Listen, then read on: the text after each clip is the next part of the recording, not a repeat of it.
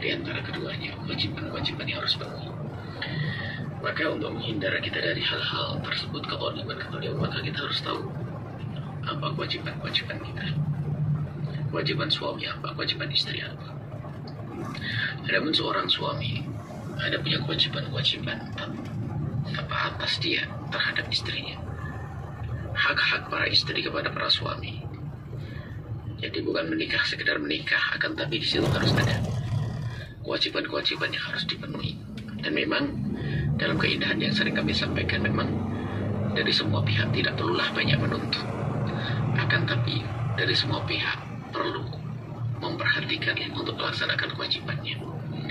Kewajiban seorang suami kepada istrinya, ada kewajiban yang sifatnya kewajiban materi, kewajiban urusan materi. Yang pertama adalah mahar. Mahar adalah harus dibayar oleh seorang suami kepada seorang istri setelah sahnya sebuah pernikahan.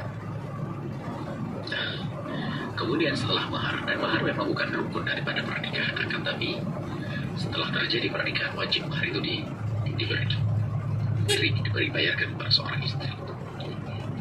Di sisi lain memang sana ada pendidikan bagi seorang wanita, tidak perlu banyak menuntut mahar terlalu berat yang bisa menjadi sebab susahnya pernikahan.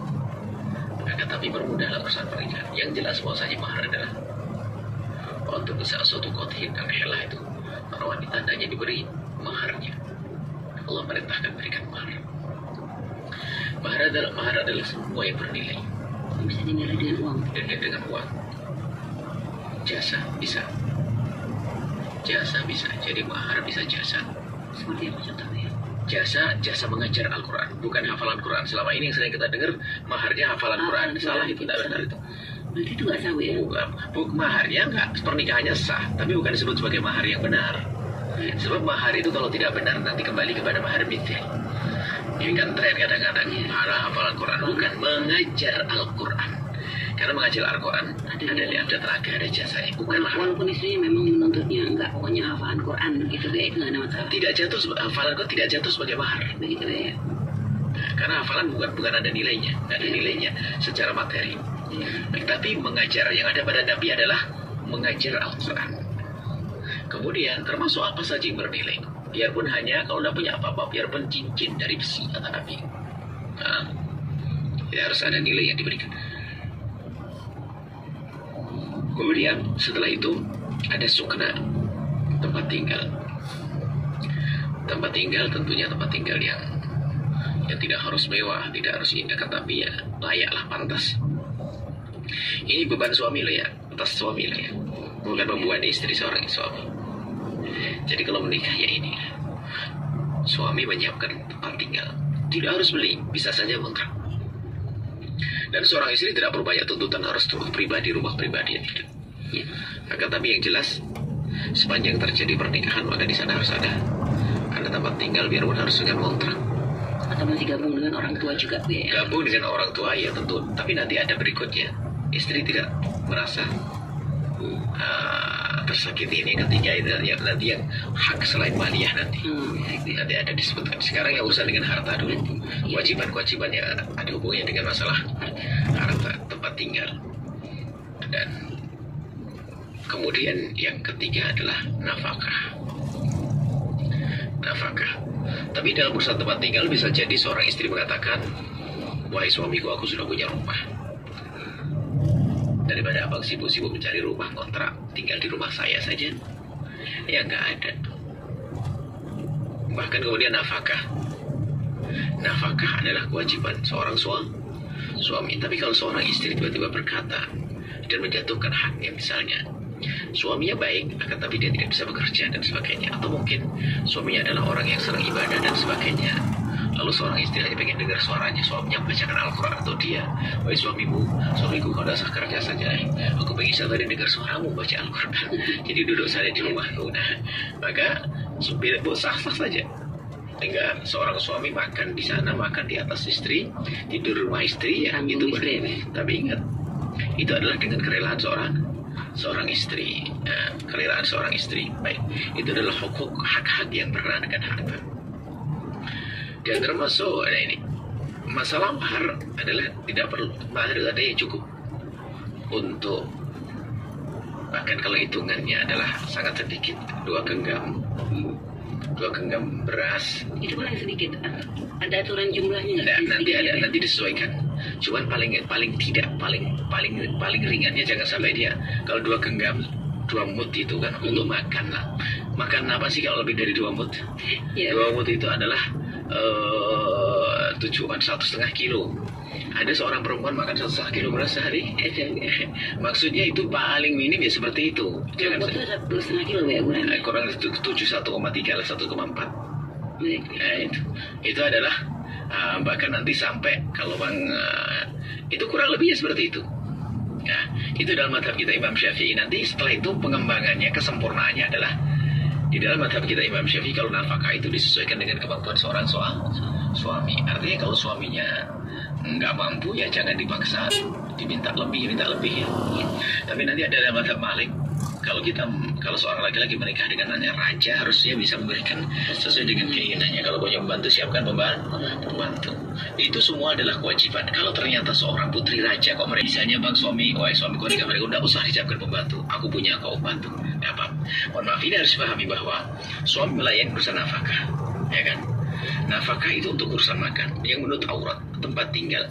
Kalau ternyata seorang istri itu kebiasaan di rumahnya atau dia memerlukan seorang pembantu, maka seorang suami harus memikirkannya saat itu. Cuman ingat, seorang istri bukan seenaknya langsung minta pembantu 5, 3. Ya itu bukan begitu. Indahnya cinta itu bukan menuntut loh ya. Jangan salah mengerti bab begini, nanti langsung pulang ke rumah bilang, bang saya dengar di radio harus ada pembantu. Enggak. Kalau memang kebiasaan wanita itu adalah dilayani oleh orang, misalnya di rumahnya biasa dimanja, bukan dimanja, nanti dicukupi semuanya, baju dicucikan, ini baju, tentunya pindah ke rumah suaminya harus mengerjakan segala pekerjaan yang sangat berat, mungkin dia akan merasa keberatan di awal-awal. Maka di saat seperti itu khawatir runtuh cinta itu. Tapi dalam Islam tuh nggak sekaku itu. Ada disesuaikan dulu. Tapi di sisi lain, wahai para istri, biarpun seorang wanita punya hak nafkah, hak rumah, ya, akan tapi demikian menuntut hak bukanlah sebuah kebaikan. Banyak kita menemukan seorang wanita yang memang dengan sukarela memenuhi kebutuhan suaminya, karena yang diutamakan adalah cinta dan keindahan. Istrinya memang sudah punya kekayaan kok, kenapa? Apalagi yang dicari? Dia sudah punya perusahaan, lalu menikah dengan seorang laki-laki baik. Dan yang diinginkan, aku hanya membutuhkan laki-laki yang baik menemaniku kemana-mana aku pergi. Karena aku seorang yang sangat sibuk. Karena aku seorang yang sibuk, jadi aku ingin ditemani oleh suamiku, bukan orang lain yang menemaniku.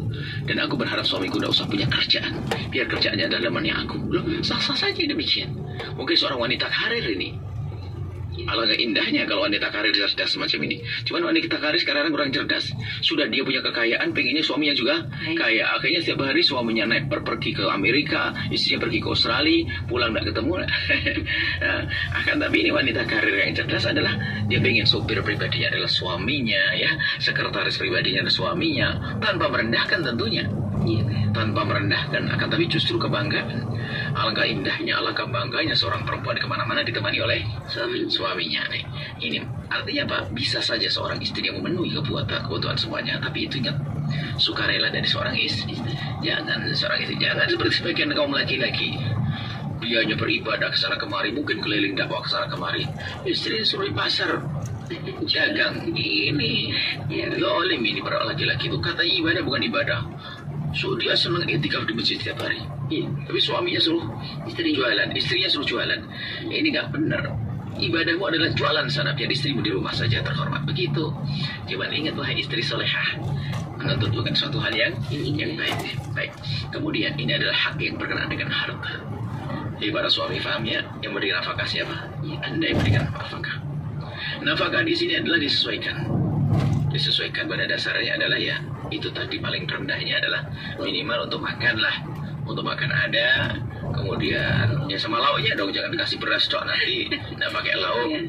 Kemudian juga memang ada memang pengobatan jika sakit ya. Di sana ini banyak ulama membahas pengobatan bukan bagian apa? Bukan bagian dari nafkah yang harus ini kan juga memang disebutkan sebagian kitab fikih seperti itu. Makanya Habib Muhammad Ahmad Syatiri membahas dengan panjang lebar jika urusan jasadnya saja perlu dilestarikan, bagaimana di saat sakit kok untuk dikembalikan sehat kok nggak wajib. Makanya di situ pengobatan juga dibebankan kepada suami. Baik. Kemudian ada kewajiban bagi seorang suami kepada istri di dalam hal selain urusan harta tadi, urusan mal. Pertama adalah bergaul dengan istri dengan cara yang baik. Ini ada wa'ashiruhunna bil ma'ruf. Bergaulah dengan istri dengan cara yang baik. Wa'ashiruhunna bil ma'ruf. Nah, ini cara memperlakukan istri harus dengan hormat, dengan terhormat, dengan penuh kasih sayang, dengan penuh penghargaan.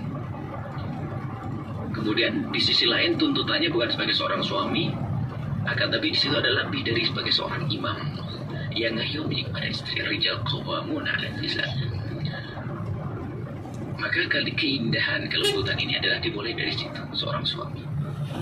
Maka jadi seorang suami jangan kalau sama istri, kalau sama orang lain dengan bawahannya bisa lemah lembut, tapi di saat dengan istri kadang-kadang main caci maki, main olok dan sebagainya. Dan dia bukan suami yang baik yang seperti itu. Nah, Nabi mengatakan sebaik-baik kamu adalah orang yang paling baik kepada keluarganya. Nah ini, sebaik-baik kamu adalah orang yang bisa baik kepada keluarganya. Nggak ada orang dianggap baik jika bisa baik kepada orang lain tapi tidak bisa baik kepada keluarga. Khairukum khairukum li ahli. Sebaik-baik kamu adalah orang yang bisa baik kepada keluarga. Dan aku adalah yang paling baik kepada keluargaku, kata Nabi Shallallahu Alaihi Wasallam. Nah ini adalah masalah bergaul ya. Hindari kalimat kasar, caci maki, olokan, ejaan, merendahkan dan seterusnya. Karena itu menyakitkan. Karena dia adalah perlu diayomi. Lebih dari itu seorang wanita adalah sensitif, lembut, sensitif lembut. Karena kelembutannya adalah harus dilawan dengan kelembutannya. Maka agar tampak keindahan. Cuma kadang seorang wanita laki-laki itu wenang-wenang ini problem. Baik, ya, nanti ada bab lain bagaimana jika menemukan suami istri yang begini, yang begini. Itu pun tidak boleh berubah seorang laki-laki menjadi tidak baik. Karena apa? Kekasaran tidak bisa diselesaikan dengan kasarannya. Si perilaku wanita yang tidak baik pun tidak boleh dibalas dengan ketidakbaikan.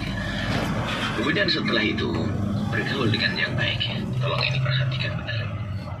Jangan menuntut deh, pokoknya ini bahasanya adalah tugas orang wa'ashiruhunna bil ma'ruf. Itu ashiruhunna itu bermuasyarah dalam urusan zahirnya, lisannya, pandangan matanya, tangannya, kakinya, semua anggota tubuhnya jangan digunakan melakukan yang kasar kepada seorang istri.